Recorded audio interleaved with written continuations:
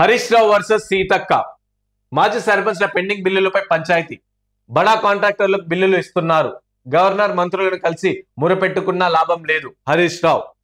So BRS అంటేనే బకాయిల రాష్ట్ర సమితి. 2014 నుంచి బిల్లులు పెండింగ్ లోనే.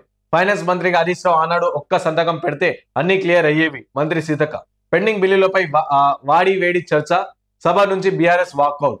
సో సర్పంచులకు సంబంధించి మా బిల్లులు పెండింగ్ బకాయిలు ఇంకా చాలా వరకు ఉన్నాయని చెప్పేసి రోడ్లపైన వచ్చి ధర్నాలు చేయడం కావచ్చు, ప్రెస్ క్లబ్ లో ప్రెస్ మీట్లు పెట్టడం కావచ్చు, ఇవన్నీ కూడా చేస్తా ఉన్నారు. అయితే మెయిన్ సర్పంచ్ బిల్లులు ఏవైతుంటే పెండింగ్ లో ఉన్న బిల్లులు ఎప్పుడు రిలీజ్ చేస్తారని చెప్పి సర్పంచ్లు అడుగుతా ఉంటే వాళ్ళ పదవీ కాలం ఉన్న ఫిబ్రవరితో కూడా అయిపోయింది. అప్పటి నుంచి 8 నెలల పాటు సో 9 నెలల పాటు కంప్లీట్ గా వాళ్ళందరూ ఖాళీగా ఉన్నారు. కాబట్టి సో మాకు సర్పంచ్లకు సంబంధించి మేము చాలా వరకు గ్రామాలకు డెవలప్మెంట్ కోసం మేము ఒక్కొక్కరు 30 లక్షలు, 15 లక్షలు, 20 లక్షలు మేము ఖర్చు పెట్టినాం అప్పులు తీసుకొచ్చి.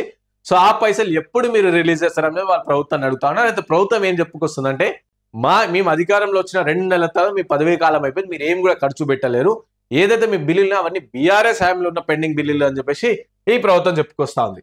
అయితే నిన్న దానికి సంబంధించి బాగా వేడావేడి నడిచింది. సో తాజా మాజీ సర్పంచ్ల పెండింగ్ బిల్లుల అంశంపై సభలో వాడి వేడి చర్చ జరిగింది. సోమవారం ప్రశ్నోత్తరాల భాగంగా గ్రామ పంచాయతీలు, మండల పరిషత్తులు, జిల్లా పరిషత్తులకు సంబంధించి పెండింగ్ బిల్లుల చెల్లింపుపై చర్చ నిర్వహించారు. ఈ అంశంపై సభలో అధికార ప్రతిపక్షాల మధ్య మాటల యుద్ధం జరిగింది. మంత్రి సీతక్క వర్సెస్ హరీష్ రావుగా కొనసాగింది. కాంగ్రెస్ బీఆర్ఎస్ సభ్యులు సైతం ఒకరిపై ఒకరు విమర్శలు చేసుకున్నారు.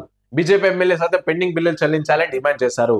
సో బీజేపీ ఎమ్మెల్యే ఎవరైతే కామారెడ్డి ఎమ్మెల్యే కాటిపల్లి వెంకటరమణారెడ్డి ఉన్నారో సో వారి దీనిపైన సర్పంచ్లకు సంబంధించి పెండింగ్ బిల్లులు ఏవైతున్నాయో అవి కూడా చాలా వరకు పెండింగ్ ఉన్నాయి. సో అవి క్లియర్ చేయండి అని చెప్పి ప్రభుత్వానికి కూడా అడిగారు. సో అట్లనే హరీష్ రావు వద్ద సీతక్కగా మారింది. ఎమ్మెల్యేల మాటల యుద్ధం. అంతకుముందు చర్చలో భాగంగా బీఆర్ఎస్ ఎమ్మెల్యే పల్లా రాజేశ్వర్ రెడ్డి మాట్లాడుతూ బచ్చన్నపేట మండలం నాగిరెడ్డిపల్లి సర్పంచ్ బిల్లులు రాక ఇల్లును కుదవ పెట్టుకున్నారని తెలిపారు. బిల్లుల కోసం మాజీ సర్పంచ్లు కలుద్దామన్న హైదరాబాద్ కు వస్తే అరెస్టు చేస్తున్నారని విమర్శించారు.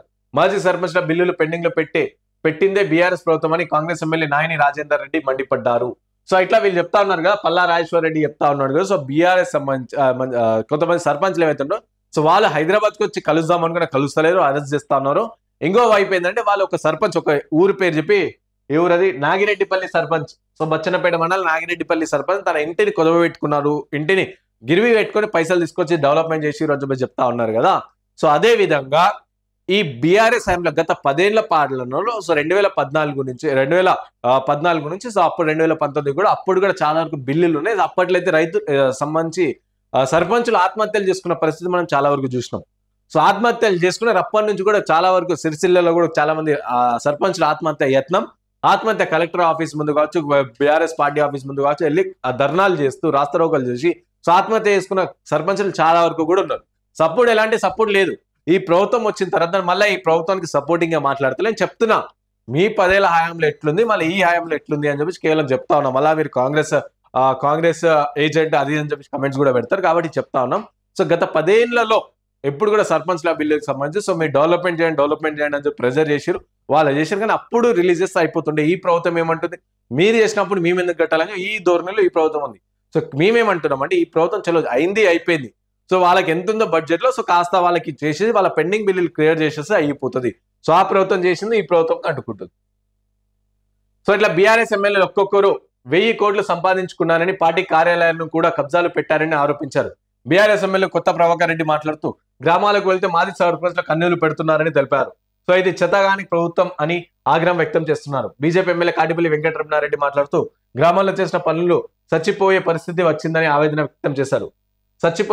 చేసిన పనులకు చచ్చిపోయే పరిస్థితి వచ్చిందని ఆవేదన వ్యక్తం చేశారు. ఒకరిపై ఒకరు దూషణలు కొన్న బిల్లులు మంజూరు చేసి మాజీ సర్పంచ్ ఆదుకోవాలని కోరారు.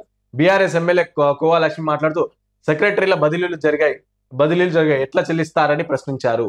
సో ఇట్లా కంప్లీట్ గా కూడా దీనికి సంబంధించి మెయిన్ గా సర్పంచ్ల బిల్లుల కోసం ప్రధానంగా జరిగింది. సో మేమేమంటాం అంటే సో అవును గత ప్రభుత్వం వాళ్ళు కేవలం అప్పుడు ఫైనాన్స్ మినిస్టర్ కూడా హరీష్ రావు ఒక సంతకం పెడితే అయిపోతుందని చెప్పి సీతక్క అయిపోయారు కదా.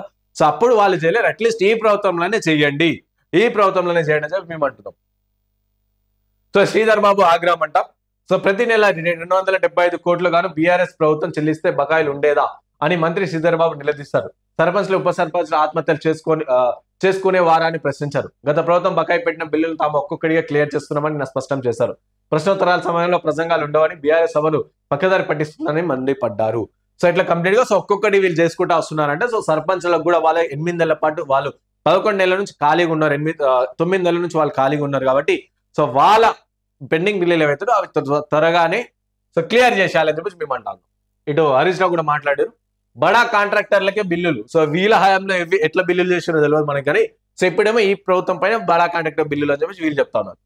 ఒక్క నెలలో బడా కాంట్రాక్టర్కు 1200 కోట్లు చెల్లించారని, చిన్న కాంట్రాక్టర్లు సర్పంచ్లకు, ఎంపీటీసీలకు, జెడ్పీటీసీలకు ఇవ్వాల్సిన 691 కోట్ల నిధులను సంవత్సర కాలం నుంచి ఇవ్వకుండా ఇబ్బంది పెడుతున్నారని మాజీ మంత్రి హరీష్ రావు మండిపడ్డారు.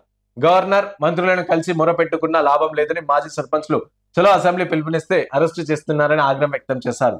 మాజీ సర్పంచ్ల బకాయిల చెల్లింపుపై స్పష్టమైన ప్రకటన చేయాలని డిమాండ్ చేశారు. కేంద్రం దేశంలోని ఉత్తమ గ్రామ పంచాయతీలను